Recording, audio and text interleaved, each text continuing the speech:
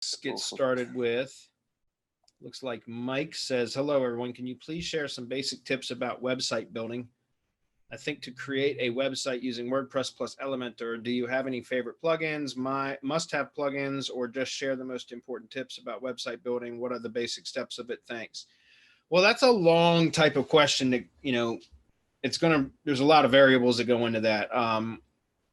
And everybody has their own choice of favorite plugins and that kind of stuff. I, first of all, just want to clarify that I try to keep we actually had a thread about this just recently in the mastermind. I think just this week, actually, one of our mastermind members was asking that he was going to take a stab at WordPress. I think it's G.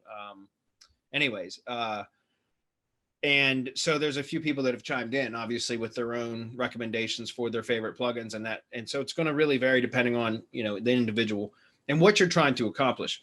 What I would recommend, though, and this was my answer in the mastermind, was that, I try to keep my WordPress installations as light as possible, as few plugins as absolutely possible, because plugins tend to make them websites, the sites load slower. There's also conflict issues that happen when there's updates. It happens often, actually, and it's kind of a pain in the ass. And so, again, I try to run my WordPress installations as light as possible, which means use as few plugins as possible. That said, I have a few that I use pretty regularly. For SEO plugin, I use the Ultimate SEO Plus, or SEO Ultimate Plus plugin, I should say, which is Jeffrey Smith's. And by the way, I'm also going to suggest this soon, very soon, there's going to be an updated kind of a version 3, a pro version, SEO Ultimate Plus Pro version of that plugin coming out, which is, in our opinion, going to be the best SEO plugin. But also, he's got the best on-page SEO training course we've ever seen. So much so that we didn't create our own because we always point people to his. And it's called SEO Bootcamp.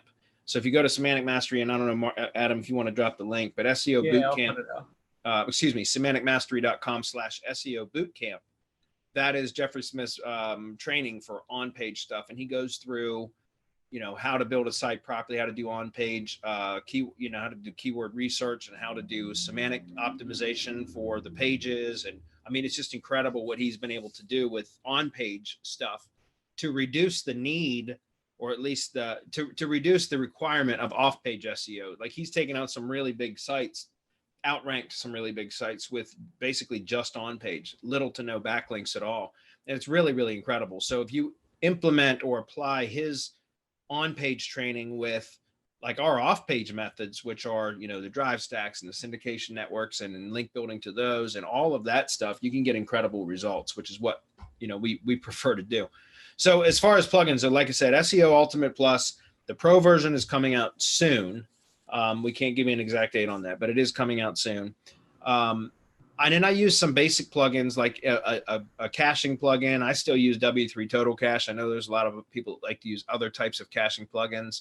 I always use Disable Comments, Easy SSL which just helps set up the HTTPS or secure socket layer.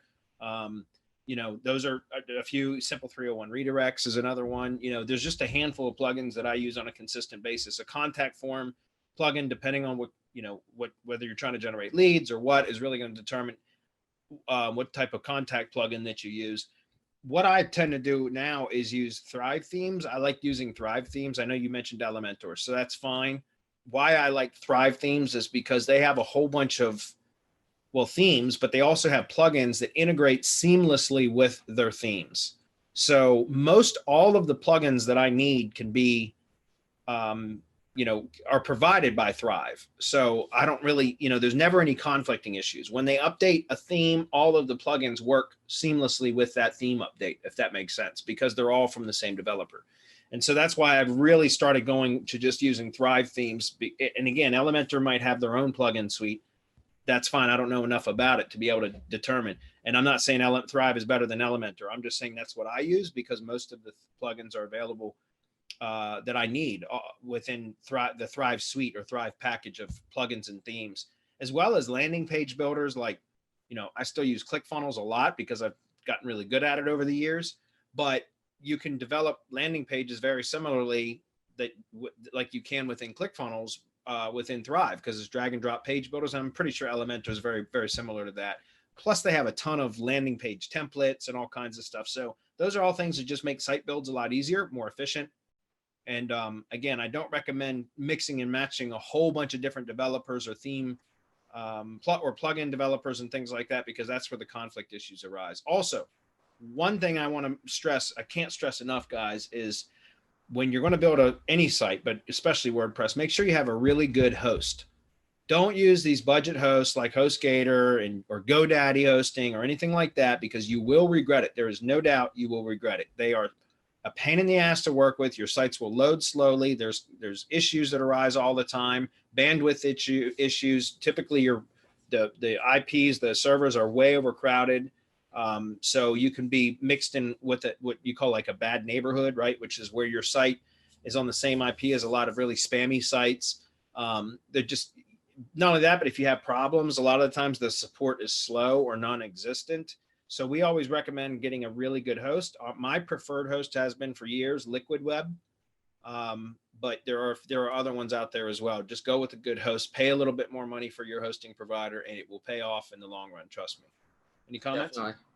Yeah, I've got a few more too. I totally agree with what Bradley said.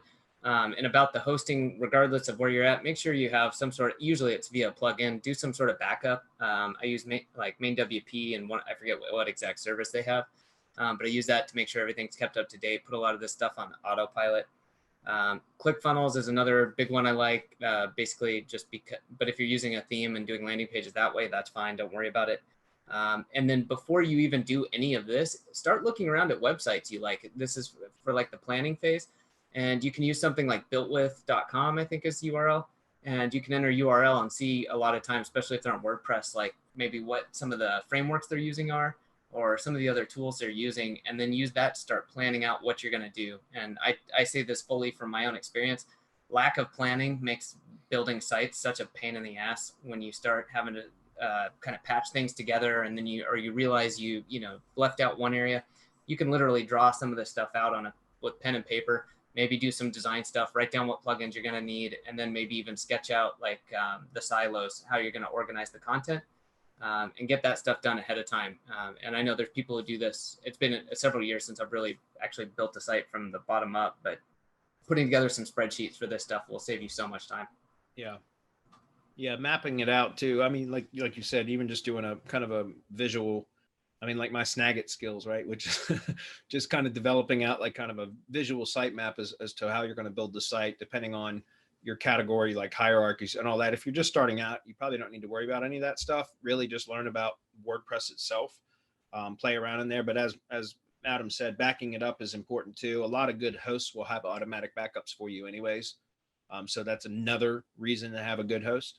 But yeah, I agree. WordPress is a bit of a beast. If I could never build another WordPress site again, I would be all too happy, but it's kind of a necessary evil. So it's something that you just have to learn over. And, so I've learned it over the years, and I know that I try to stick with one particular type of theme developer and get really good with that, because if you jump from theme developer to theme developer to theme developer, every one of them has their own nuances in the way that you build sites and build themes and customize the themes, And so it becomes a constant learning curve. And that's why I prefer to stick with one type of theme developer and use that, because then you get really good, really proficient with that particular developer. And it makes it so much more efficient to build sites and to make repairs on sites and fix things when they break and all that kind of stuff. So it's a good question though.